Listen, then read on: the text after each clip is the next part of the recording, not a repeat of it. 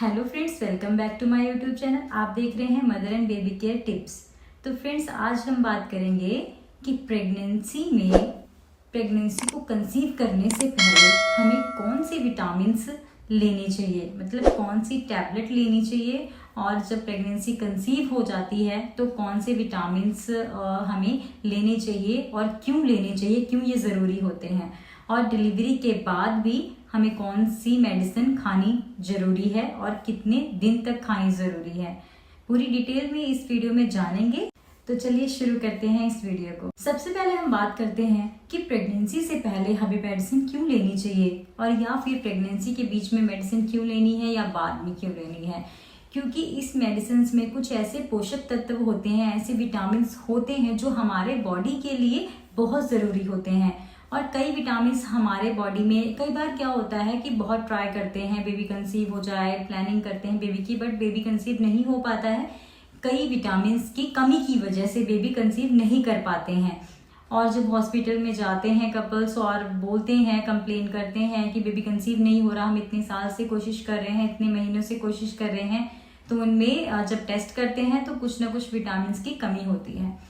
तो ऐसे जब भी आप प्लान करें बेबी का, तब आप डॉक्टर से ज़रूर एडवाइस लें, कंसल्ट करें अपने डॉक्टर से, और कुछ मेडिसिन जो वो देते हैं उसे ज़रूर लें, और उनकी जो भी वो एडवाइस करें उसको जरूर फॉलो करें। याद रखें, जब भी आप बेबी कंसीव कर रहे हैं उससे 2 या 3 महीने पहले आपने फॉलिक एसिड टैबलेट लेनी है, अपने डॉक्टर से कंसल्ट करना है, तब वो खुद ही प्रिस्क्राइब करेंगे।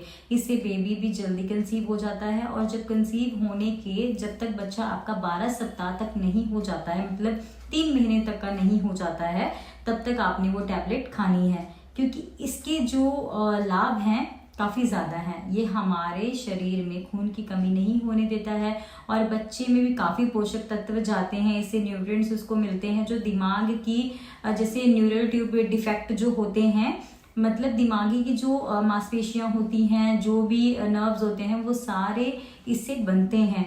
बच्चे को कोई दिमाग की प्रॉब्लम नहीं होती है जब आप फॉलिक एसिड मेडिसिन खाते हैं।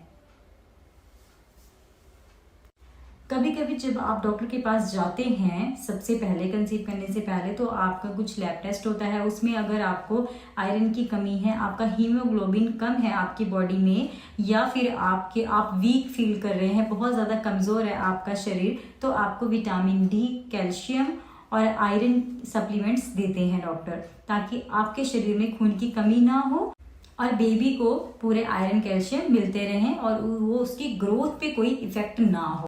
कई बार क्या होता है, हम जो भी खाना खाते हैं घर पे, जो भी भोजन खाते हैं या फिर कुछ भी, तो उसमें कुछ ऐसे पोषक तत्व नहीं होते हैं। कई बार हमें वो सब चीज़ें नहीं मिल पाती हैं जो हमें चाहिए होती हैं और हमारे बच्चे को चाहिए होती हैं। इसलिए हमें जो डॉक्टर प्रिस्क्राइब करते हैं, आयरन, कैल्शियम, विटामिन D3 और जो फॉलिक एसिड है, ये सारी टैबलेट का जरूर सेवन करना चाहिए।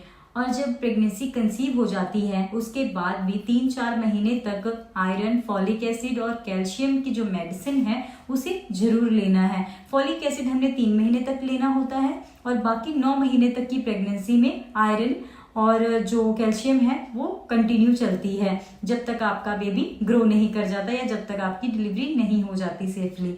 तो आयरन और फॉलिक एसिड और विटामिन डी, जो कैल्शियम की टैबलेट है, ये आपकी हड्डियां मजबूत करता है, बच्चे की बोन्स को स्ट्रॉन्ग करता है, दांत बनाने में भी काफ़ी ज़्यादा हेल्पफुल होता है। इसमें बहुत सारे न्यूट्रिएंट्स होते हैं, बहुत सारे विटामिन होते हैं। कई बार बहुत सारे पेशेंट हमारे पास आते हैं कंप्लेन लेके कि मैम, आयरन की मेडिसिन खाने के बाद मुझे नोजिया सा फील होता है, मितली आती है, मन नहीं करता, जी घबराता है, और कभी कभी हार्ट बर्न भी होता है, मतलब सीने में जलन महसूस होती है। तो आपने कैसे इसको लेना है? जब भी फ्रेंड्स, जब भी आप आयरन, कैल्शियम की मेडिसिन लो, तब आप, जैसे कि मॉर्निंग में आप आयरन ले रहे हो और शाम को आप कैल्शियम ले रहे हो, ऐसे लेनी है। एक साथ मेडिसिन नहीं खानी है, और ना ही इसको खाना खाने के तुरंत बाद खाना है। जब भी आपने आयरन की मेडिसिन लेनी है, खाली पेट आप ले सकते हैं, या फिर खाना खाने के 2 घंटे बाद ले सकते हैं, तो ज़्यादा आपको फायदा होगा। क्यों? क्योंकि आयरन जो आप मेडिसिन खाते हैं, जो आप अगर खाना खाने के बाद खा रहे हैं, तो आयरन अच्छे से ऑब्जॉर्ब नहीं कर पाता है आपकी बॉडी में जब आप टैबलेट खाते हैं। या फिर आप जब चाय या कॉफी पीते हैं उसके साथ भी आप मेडिसिन लेते हैं, तब भी जो कैफीन होता है आपकी बॉडी में आयरन की मात्रा को अच्छे से ऑब्जॉर्ब नहीं करने देता है। तो कभी कभी क्या होता है कि जब भी कोई मेडिसिन भी खा रहे हैं, हम आयरन की सप्लीमेंट्स लिए जा रहे हैं, बट फिर भी हमारा हीमोग्लोबिन लेवल जो है वो नहीं बढ़ रहा है, वो कम ही रह रहा है। यही वजह है कि हम उसको सही तरीके से नहीं खा पा रहे हैं, या फिर हम अच्छे से डेली बेसिस पे आयरन की मेडिसिन नहीं खा पा रहे हैं। अगर आपको कुछ प्रॉब्लम है, आयरन की मेडिसिन के कुछ साइड इफेक्ट आप में दिखते हैं, तो आप उसको नींबू पानी के साथ ले सकते हैं, या फिर दही लस्सी इसके साथ भी आप ले सकते हैं, या आप कोई भी खाना खाते हैं उसको 2 घंटे बाद लेंगे तो आपको नोजिया नहीं होगा, या आयरन की मेडिसिन आप सोने से कुछ देर पहले ले सकते हैं, तो इसके साइड इफेक्ट आपको नहीं दिखेंगे और फायदा भी काफी ज्यादा आपको होगा।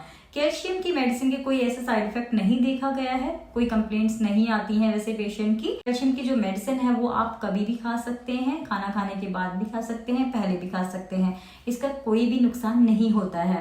कई बार आपको हेडेक होता है, आपको बॉडी एक होता है, कमर में दर्द होता है और आपके थाइज एरिया में पेन होता है, प्रेगनेंसी के समय आपके पैरों में भी दर्द होता है और कुछ नहीं मालूम पड़ता किस वजह से दर्द हो रहा है, वीकनेस की वजह से हो रहा होता है। इसलिए आप आयरन और कैल्शियम की मेडिसिन जो है प्रॉपर आपने खानी है, जैसे कि मैंने आपको पहले ही बताया है।